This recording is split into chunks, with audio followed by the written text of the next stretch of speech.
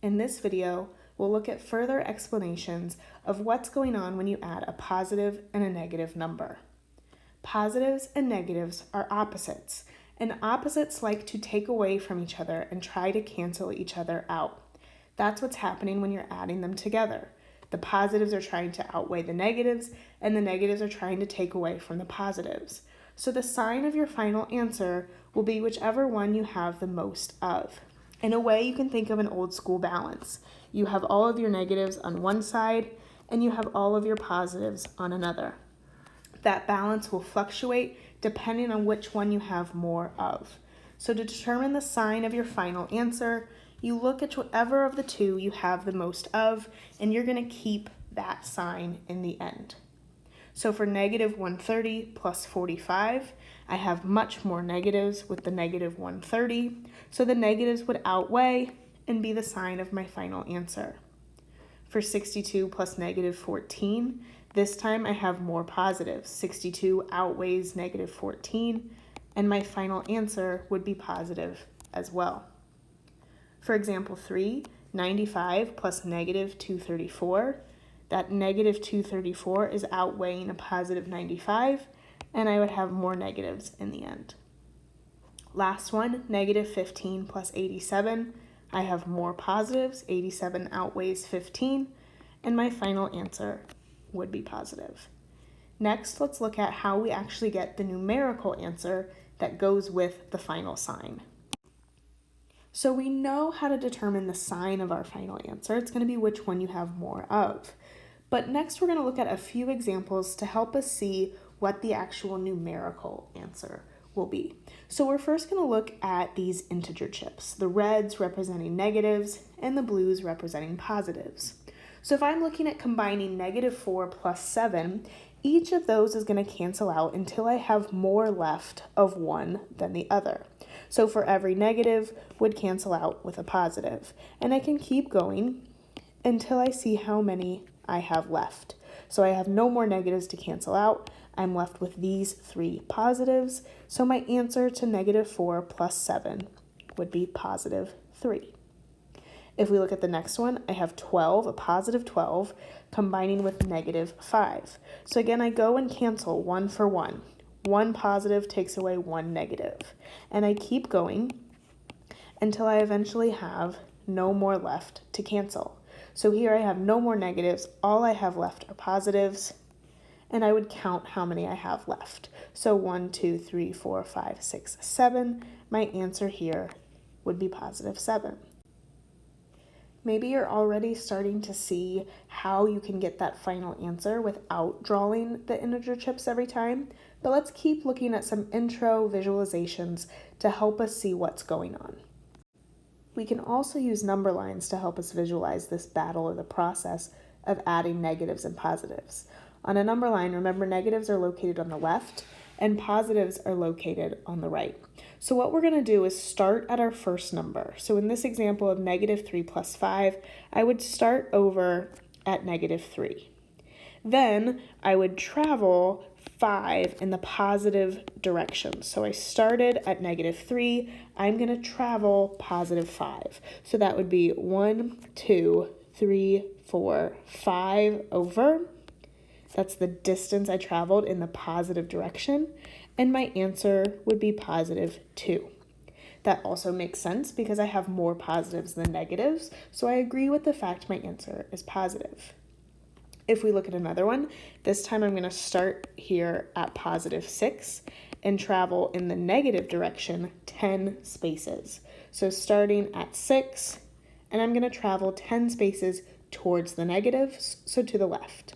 1, 2, 3, 4, 5, 6, 7, 8, 9, 10. So I traveled that 10, and my answer would be where I landed at negative 4. So both of these past two visualizations are great to see kind of what's happening behind the scenes. But it's unrealistic to ask you to draw a number line or draw integer chips every time you want to solve a problem. So next, let's look at how we can get these answers without using any of these visual tools. Let's start by looking at these examples. If we notice, for example 1, I had negative 3 plus 5, and the number line showed me that the final answer was 2. If we look at just the base numbers here of 3 and 5 and 2, what's happening is when they're canceling each other out, there's really some subtraction going on behind the scenes. But it's awkward to do 3 minus 5.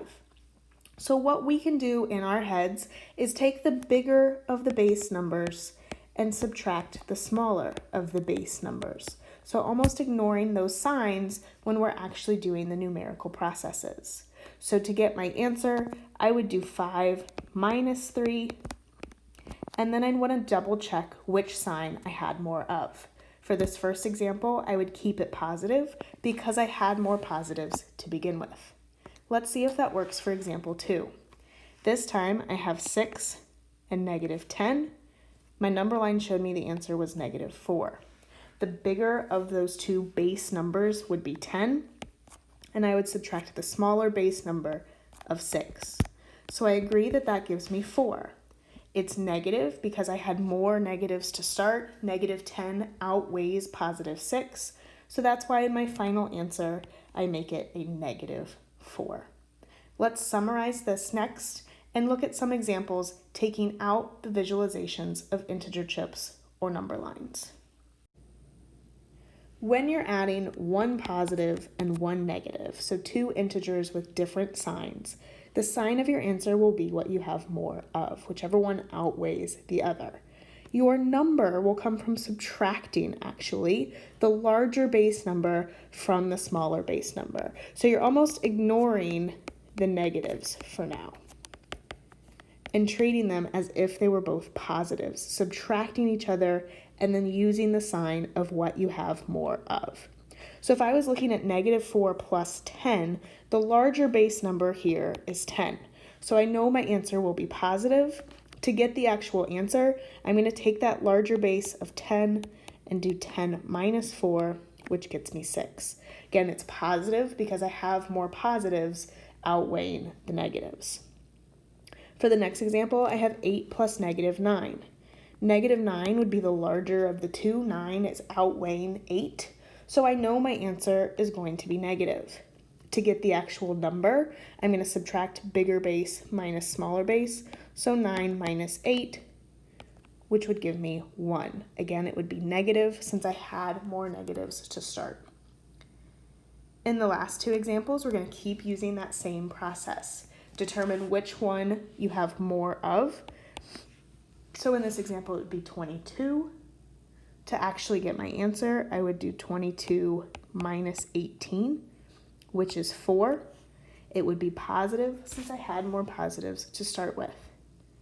In negative 17 plus 5, I have more negatives, so I know my answer will be negative. And then doing 17 minus 5 to get the actual numerical value. Now, if you notice, I took the time to actually write out which number I was subtracting from what, and you don't necessarily have to do that. That can all be in your head. It's just since this is the first time and that additional explanation, showing you kind of the behind the scenes inner workings of what goes into adding two numbers that have different signs. Remember to be patient with yourself. This is new and can be very confusing at first.